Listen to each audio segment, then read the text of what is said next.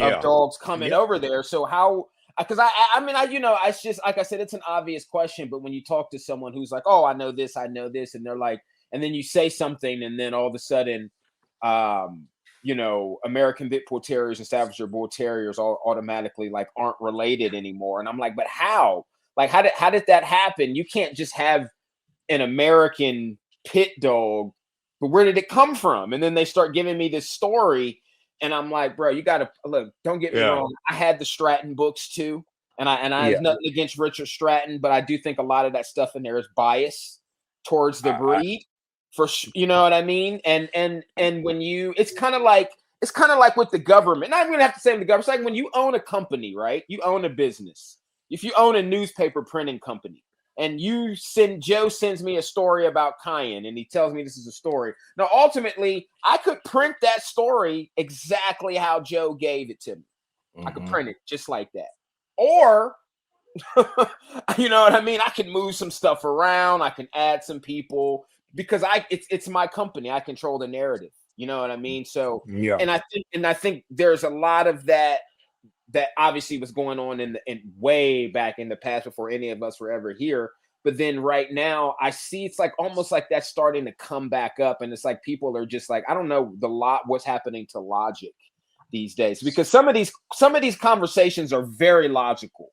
You know what I mean? Yeah. Very logical. Well, I think that personally, I mean, and I hate to always compare people and dogs, but the migration of dogs always comes with the migration of people. Um, in my opinion, the American Pit Bull Terrier and the American Staffordshire Terrier are American versions of a British breed. That is what they are. They can, I could argue it's a phenotype.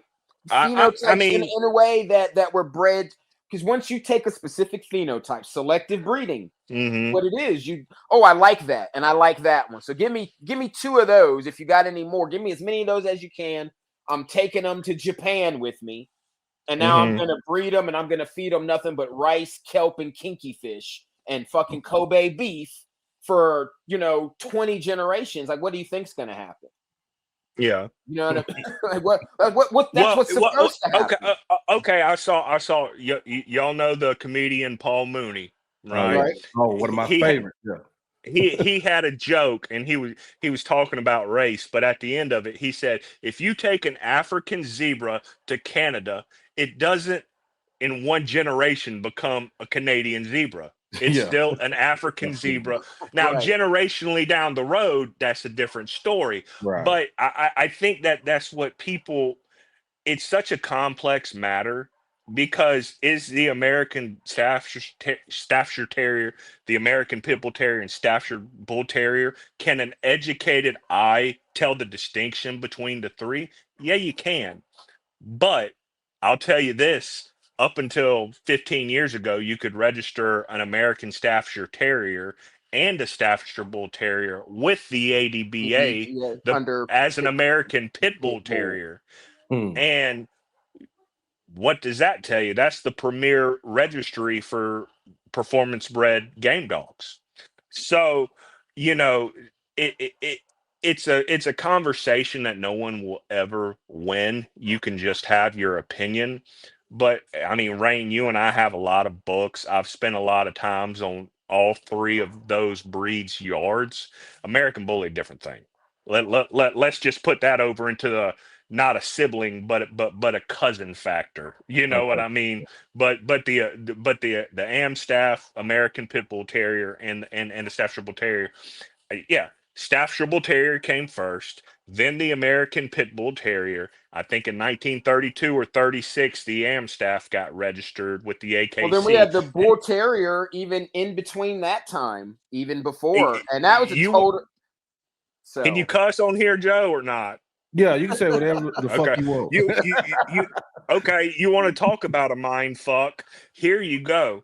The AKC allowed for bull terriers have two classes, the colored and the white. You know how bull terriers got the color? They were outcrossed two Staffordshire bull terriers in the 1920s and 30s. Also, it went vice versa. Staffordshire Bull Terriers also had a thing where they could be a quarter Bull Terrier in the 20s or 30s. Now that came from uh, uh, somebody told me that, and Brian told me that, and I didn't know that fact. So all these dogs are very closely interwoven. Um, but I mean, I even put bull terriers kind of in that side shuffle category. You know, I'm talking about the three, but it's just it's a thing. You're going to have am staff people say my dogs aren't pit bulls. You're going to have pit bulls saying my dogs aren't am staffs. You're going to have Staffordshire Bull Terriers just doing their own thing. There are people in each of those breeds that want to segregate them, and I get it to an extent. What about But that don't one? deny what don't deny you're at the bottom of the pyramid scheme, and the pyramid scheme all goes up to Staffordshire Bull Terrier. Yeah. What about that one breed that one dude got? What is it called? It's the American Staffordshire Bully or some bullshit like that. What's that guy?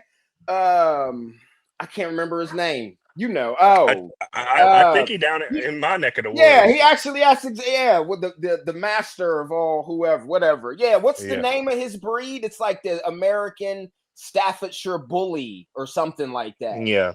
Because I know David Oldwood, because he's a Staffordshire Bull Terrier breeder. He said no bull and terrier originated in the States. That one did.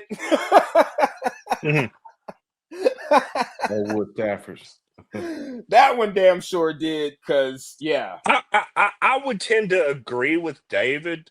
I mean, I think that's kind of what I just said. I feel like for sure, if you're talking about the closest thing to a bull and terrier descending in the United States, I would say the American Bulldog and early stages of the American Bully. But the American Bully and the American Bulldog both have Mastiff in them. You know what I mean? But that's just kind of where I'm at on that.